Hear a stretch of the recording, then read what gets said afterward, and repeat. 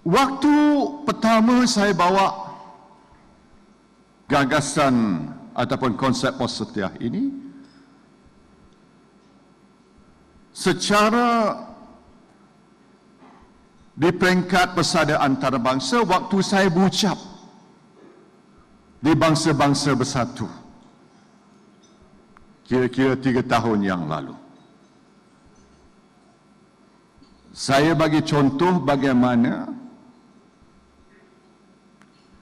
kalau orang-orang yang sederhana kefahamannya,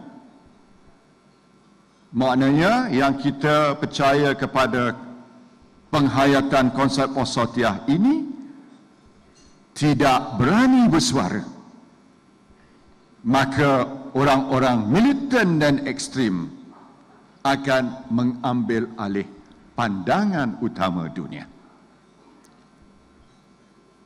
Saya menegaskan lagi bahawa dalam Islam, kalau kita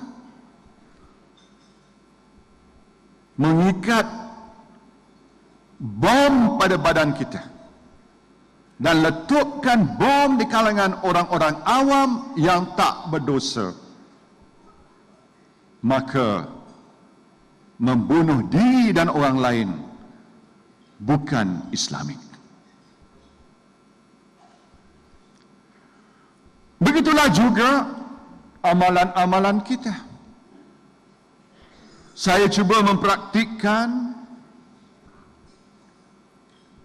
dasar manhaj wasatiyah ini, dan yang paling berjaya, alhamdulillah, bila framework agreement dengan bangsa Moro telah berjaya menjadi kenyataan.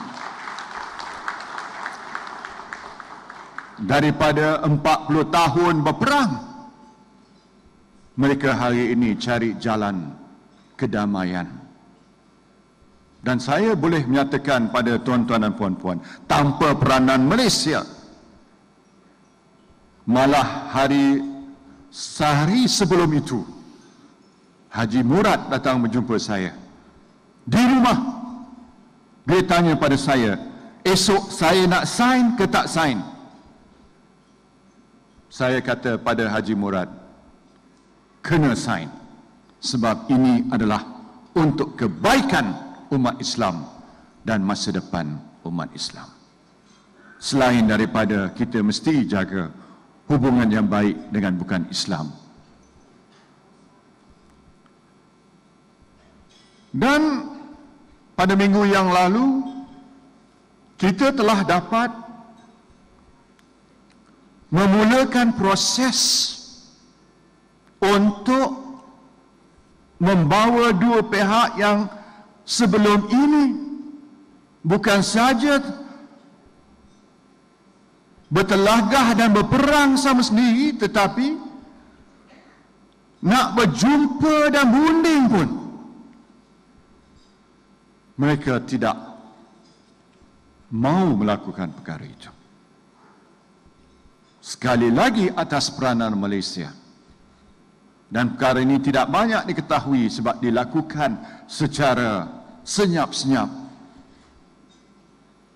Kerajaan Thailand dengan kumpulan pemisah Islam bersetuju untuk memulakan proses rundingan ke arah kedamaian.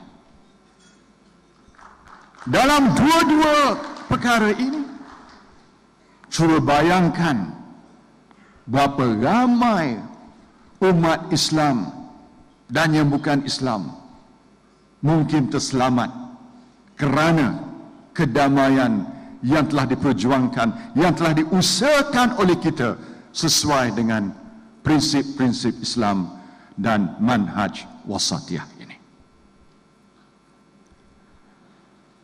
Tuan-tuan dan puan-puan sekalian, kalaulah wasatiyah ini bererti kesederhanaan, lawan dia apa?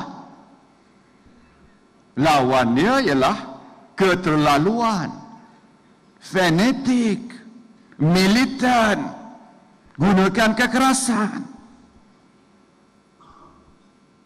Bila Majlis Fatwa Kebangsaan mengambil keputusan mengeluarkan fatwa resmi bahawa 8 anggota polis yang terkorban di Semporna dan Lahad Datu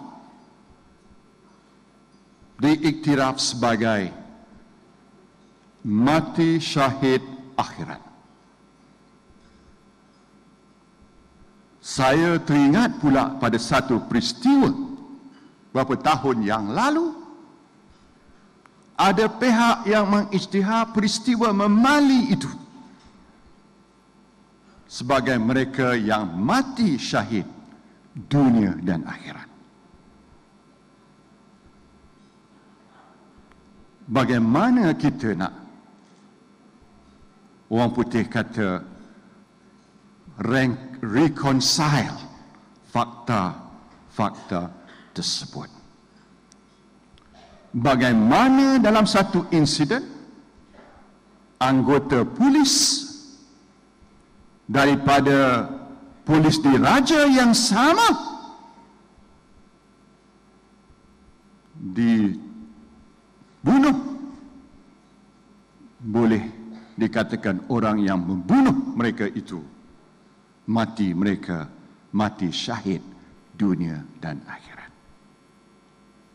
Dan dalam kes di Lahad Datu Semporna, polis yang terkorban, itulah Majlis Fatwa dengan rasminya menyatakan bahawa mereka mati syahid akhirat. Di mana kalau mati syahid dunia dan akhirat, tak payah mandi mayat, tak payah sembahyang, tak payah kapan.